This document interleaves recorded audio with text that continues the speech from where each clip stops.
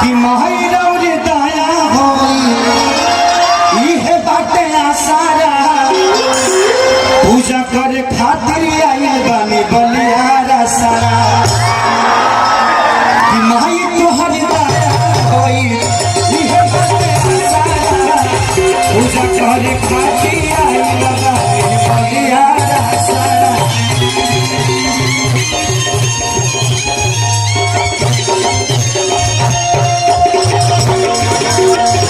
माई तोहर पूजा करती इहे बाटे आसारा पूजा करे खातिर आइल बानी बलियारा सारा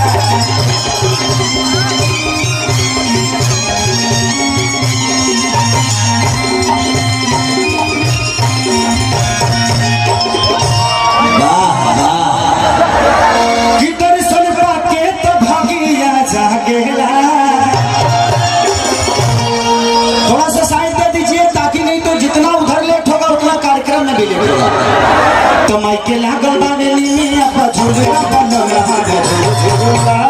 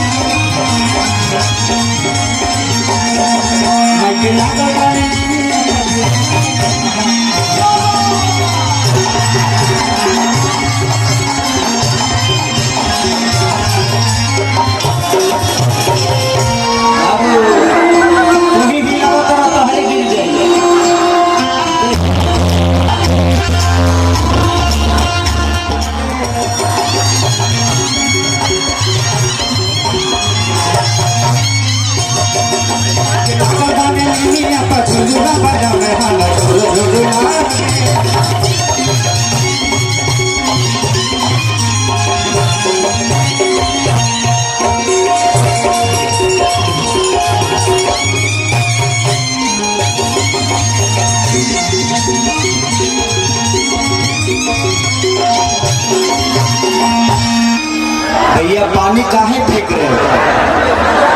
बोतल फेंक रहे हो आप लोग। किसी को लग रहा है कैमरा है, बहुत सारी चीजें हैं, नुकसान होगी।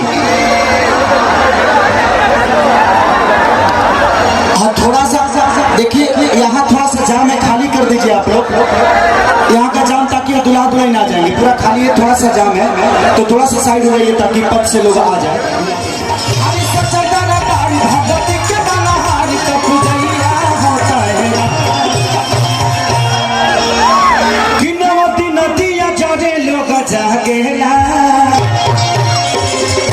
अगर हम सब लोग बैठ जाएंगे तो बड़ा मजा आएगा।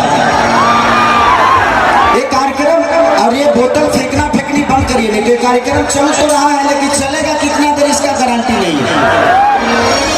तो ये बोतल तो मत फेंकिए आप लोग प्लीज। हाँ बाबू एक नंबर एक नंबर। अब खेसारिया आया कुछ नुकसान ना हो तो हमारा इलाका मतलब था ये बात तो ठीक है करता है। हमारा इलाके बाद नुकसान तो पक्का बा। यही के चलते हम कार्यक्रम बहुत कम करी ले, ऐसे हमार फैन ना हो गए पागल।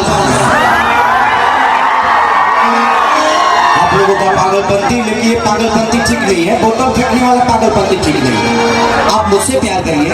यहाँ प्रशासन है और प्रशासन आप लोगों की सुरक्षा के लिए रखा गया है ताकि किसी को कोई दिक्कत ना हो। और ये पथ को खाली प्लीज कर दीजिए। आ दादा हम टंकिया पका दो एलियन। लेकिन आपको क्या लगता है? आप लोग पानी का बोतल मत फेंकिए, अपने आप को फेंक दीजिए। दिल फेंकिए खेसारी लाल जी में, दिल फेंकिए आप लोग। पानी फेंक के क्या होगा? आज एक मिनट अंतरिक्ष में जाइएगा, यहाँ थोड़ा सा पूरा ही बगड़ लगे तो आराम से रॉकेट की तरह मिलेगा।